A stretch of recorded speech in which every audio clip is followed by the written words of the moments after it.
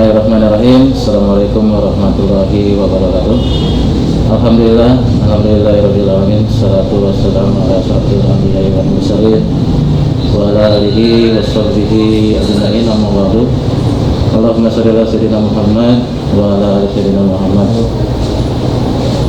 Namun sekalian, pada hari ini adalah hari pertama kali kamu masuk untuk bergabung di SMK Sumber Bangsa 1 dalam rangka masa pengenalan lingkungan sekolah atau MPLS yang insya Allah diselenggarakan pada mulai tanggal 13 Juli sampai tanggal 17 Juli. Mudah-mudahan bergabungnya kamu di SMK Sumber Bangsa 1 menjadi motivasi untuk masa depan kamu menjenjang pendidikan yang lebih tinggi atau bekerja sebagai tenaga kerja. Pertama-tama saya perkenalkan, nama saya Bapak Lisan Kurniawan SE, jabatan sebagai Wakil Kesiswaan, kemudian mengajar di bidang prakarya dan kewirausahaan. Baik, untuk anak-anak sekalian, ada beberapa materi atau hal yang perlu saya sampaikan sebagai wakil kesiswaan dan berkaitan dengan hal-hal yang ada di SMK Sumatera Utara. Yang pertama berkaitan dengan ekstrakurikuler di SMK Sumber Bangsa 1 itu ada 7 ekstrakurikuler. Yang pertama rohis, pencaksilat, taekwondo, futsal, sepak bola, pramuka, dan paskibra. Kemudian masalah prestasi, sudah beberapa tingkatan atau terutama berkaitan dengan sepak bola dan futsal pernah menjuarai juara pertama tingkat Kota Depok, 2 kali tingkat Kota Depok berkaitan dengan juara 1 dan juara 3 itu terhitung 2011, 2013, 2014. Kemudian untuk futsal, insya Allah mudah-mudahan juga banyak prestasi berkaitan dengan hal-hal yang ada di kegiatan nasional maupun lokal. Kemudian berkaitan dengan tata tertib atau hal-hal yang perlu kamu ketahui di SMK Sumber Bangsa 1, kita akan menggunakan sistem poin, di mana sistem poin ini semua kegiatan atau semua pelanggaran atau yang lainnya itu tercatat dalam buku yang namanya buku poin. Setiap siswa ini wajib menggunakan buku poin. Kemudian buku poin ini berlaku selama kamu belajar di SMK Sumber Bangsa 1. Apa saja di buku poin itu? Nah, mari kita lihat di sini ada yang namanya poin-poin itu.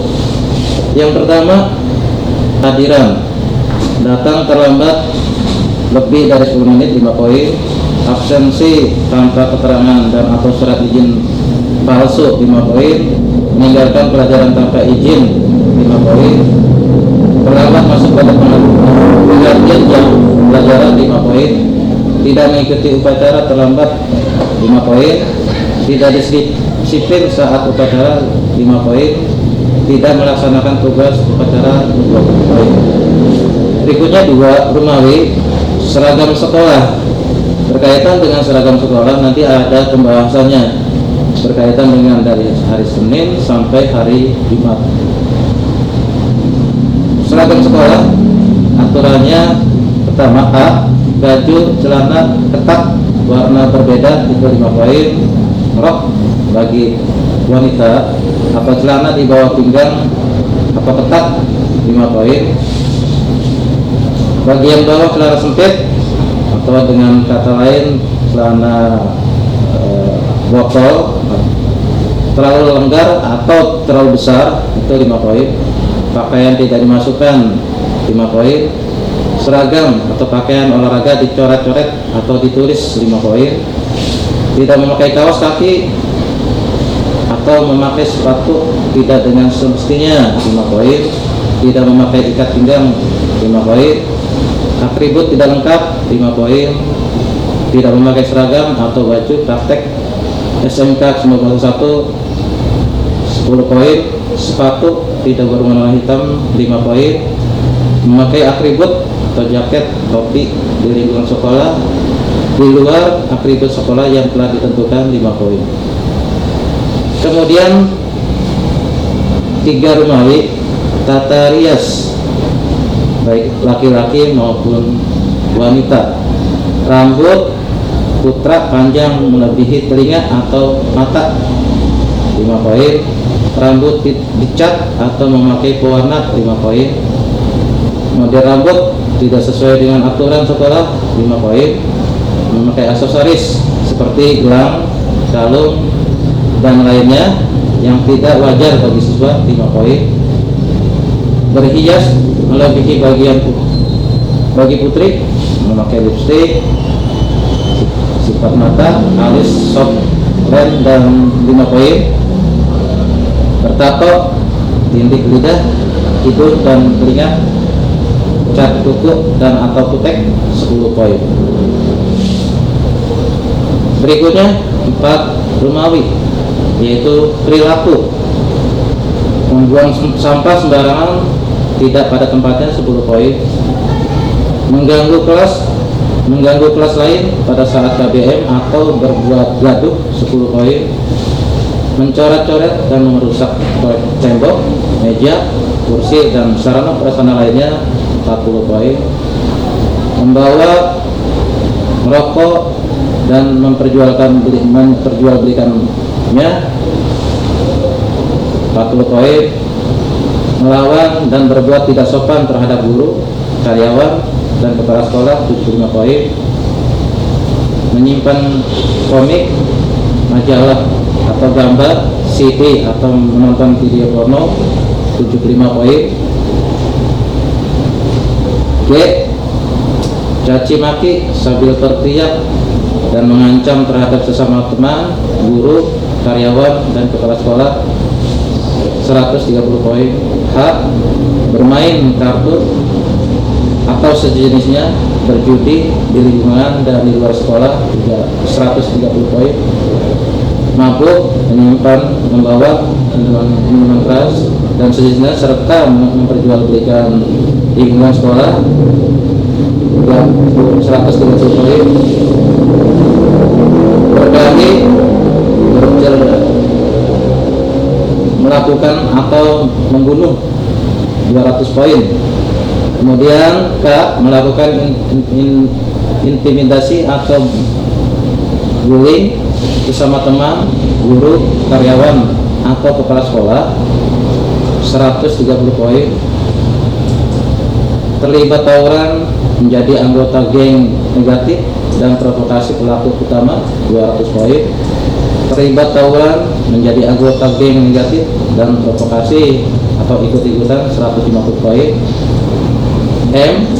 Mencuri, memeras, menodong, menjadi narapidana atau tindakan premanisme lainnya 200 poin. Berbuat asusila 200 poin. Membawa senjata api, senjata tajam di lingkungan sekolah dan di luar lingkungan sekolah 200 poin. Membawa, menyimpan, menggunakan, mengedarkan dan menjual belikan narkoba atau sejenisnya di lingkungan atau di luar lingkungan sekolah 200 poin. Berikutnya 5 berkaitan dengan KBM. A. Tidak mengikuti KBM dengan serius, ngobrol, bercanda dan lain-lainnya atau membolos 10 poin. B. Tidak melaksanakan tugas piket 10 poin. C. Mengacak-acak meja atau kursi dan meludahi di kelas 10 poin. Tidak mengerjakan tugas atau sanksi dengan baik 10 poin. Tidak berdoa pada jam pertama 10 poin. Nongkrong di luar kelas pada pergantian jam 10 poin. Main handphone pada saat belajar atau jam KBM 20 poin. tidur di dalam kelas pada saat belajar 5 poin, tidak membawa buku catatan atau peraturan sekolah 5 poin.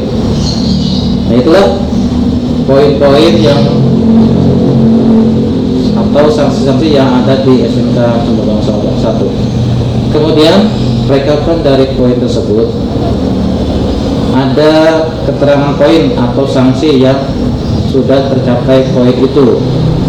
Ya, apabila kamu sudah mencapai poin tersebut, ada sanksinya. Yang pertama, 5 poin sampai 20 poin peringatan oleh wali kelas. 2, 21 sampai 30 poin teguran dan pembinaan oleh wali kelas. Ketiga, 31 poin sampai 60 poin pemanggilan orang tua oleh wali kelas dan didampingi oleh DP. 4, 61 sampai 100 poin teguran dan pembinaan oleh DP. 5, 101 poin sampai 110 poin hukumannya adalah teguran, pembinaan dan pemanggilan orang tua oleh DP. 6, 111 sampai 130 poin.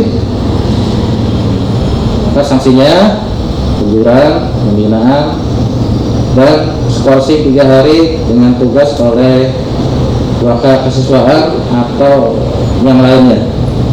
Berikutnya 7, 131 poin sampai 150 poin teguran, pembinaan, skorsing 1 minggu dengan tugas kesiswaan. Berikutnya 8, 151 poin sampai dengan 199 poin teguran, pembinaan, skorsing 2 minggu, kemudian diberikan tugas oleh wakil kesiswaan dan panggilan orang tua. Terakhir sudah 200 poin dikembalikan ke orang tua. Itulah sanksi-sanksi pencapaian poin yang ada berlaku di SMK Sumedang 1. Berikutnya tata tertib lainnya. Yang pertama berkaitan dengan jam masuk. Jam masuk di SMK Sumedang 1 ada 2 shift, yaitu shift pagi dan shift siang. Untuk jam shift pagi masuk jam 6.45, kemudian pulangnya jam 12:05. Kemudian jam siang masuk jam 12.20, pulang jam 17.25. Kemudian istirahatnya 15 menit. Catatan bagi siswa yang terlambat. Yang pertama, bagi siswa yang terlambat lebih dari 10 menit, maka harus lapor ke guru piket, kemudian dicatat, dikenakan sanksi poin. Siswa yang terlambat 3 kali selama 1 minggu, maka dipanggil wali kelas dan orang tua. Berikutnya hal-hal yang lainnya berkaitan dengan pemakaian baju seragam. Untuk baju seragam ini di SMK Sumedang 1 ada beberapa yang perlu saya jelaskan. Yang pertama, untuk dari sekolah dapat baju PDH, kemudian baju muslim, gesper, baju batik, baju olahraga, dan baju wetak. Sisanya disiapkan oleh siswa tersendiri, seperti celana hitam, kemudian celana abu-abu, dan baju OSIS. Untuk pemakaian seragam, yang pertama untuk hari Senin itu pakaian PDH. PDH itu apa sih? Pakaian dinas hari-hari. Nanti itu disiapkan di sekolah. Kemudian untuk hari Selasa itu pakai putih abu-abu dengan bercelana putih abu-abu, kemudian berbaju putih OSIS kecuali yang praktek. Kemudian Rabu memakai celana abu-abu atasan atau memakai baju putih OSIS. Hari Kamis memakai celana abu-abu, kemudian atasnya batik. Hari Jumat itu baju muslim atau baju koko yang sudah disiapkan oleh sekolah dengan bercelana hitam. Terakhir 6 yaitu hari Sabtu. Hari Sabtu ini berkaitan dengan ekskul sesuai dengan seragam ekskul masing-masing yang sudah saya sebutkan tadi. Itu ada 7 ekskul, kamu diantaranya wajib memilih salah satu ekskul yang ada. Semuanya ini dipusatkan pada hari Sabtu mulai jam 7 sampai jam 12.00.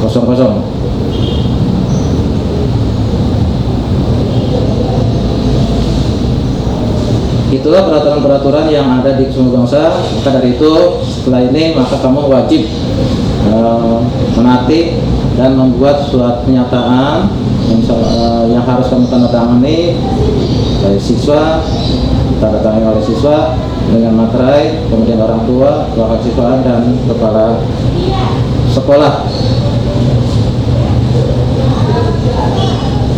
Itulah yang saya sampaikan, mudah-mudahan dimaknai. Untuk hal-hal yang belum jelas nanti kita akan lanjutkan atau mungkin pada saat-saat kegiatan KBM yang sudah normal. Billahi taufiq wal hidayah. Assalamualaikum warahmatullahi wabarakatuh.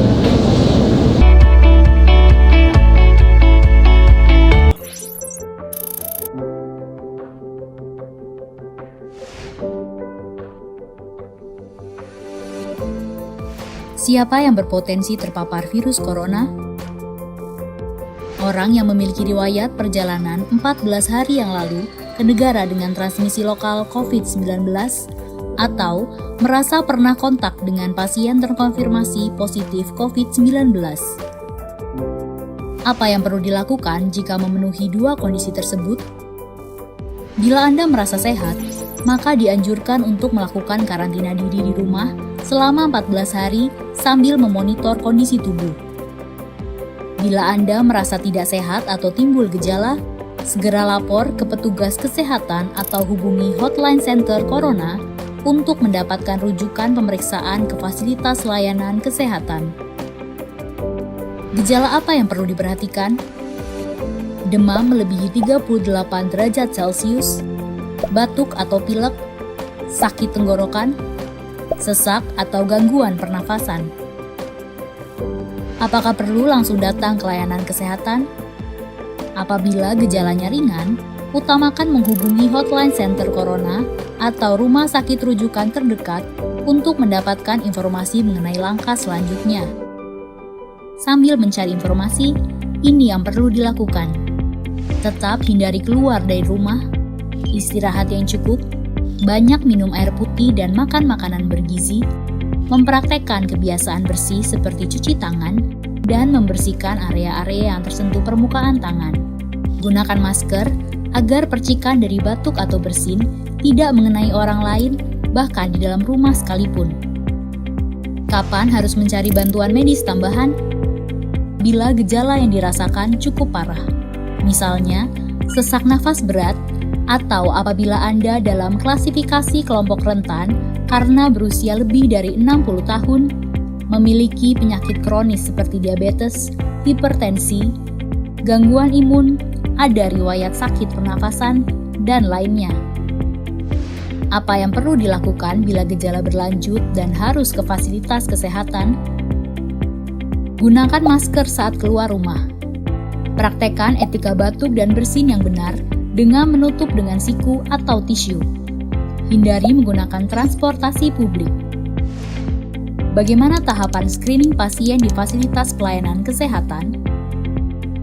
Sebelum memberikan perawatan, tenaga kesehatan di fasilitas layanan kesehatan akan melakukan screening. Jika tidak memenuhi kriteria pasien dalam pengawasan atau PDP COVID-19, maka akan dirawat inap atau rawat jalan tergantung diagnosa dan keputusan dokter.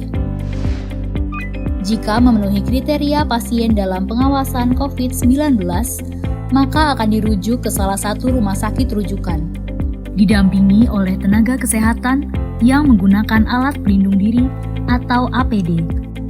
Di rumah sakit rujukan, spesimen pasien diambil untuk pemeriksaan lab dan pasien akan ditempatkan di ruang isolasi. Spesimen dikirim ke Badan Penelitian dan Pengembangan Kesehatan atau Balitbangkes di Jakarta. Hasil pemeriksaan pertama akan keluar dalam 24 jam. Jika hasilnya negatif, pasien akan dirawat sesuai dengan penyebab penyakit. Jika positif, maka pasien akan dinyatakan sebagai penderita COVID-19, diambil sampel setiap hari, dan baru akan keluar dari ruang isolasi jika pemeriksaan sampel 2 kali berturut-turut hasilnya negatif. Itulah informasi dan protokol kesehatan untuk masalah COVID-19 yang perlu diikuti oleh masyarakat. Sakit akibat virus corona dapat disembuhkan. Namun begitu, lebih baik mencegah dan tidak menularkan kepada mereka yang lebih rentan.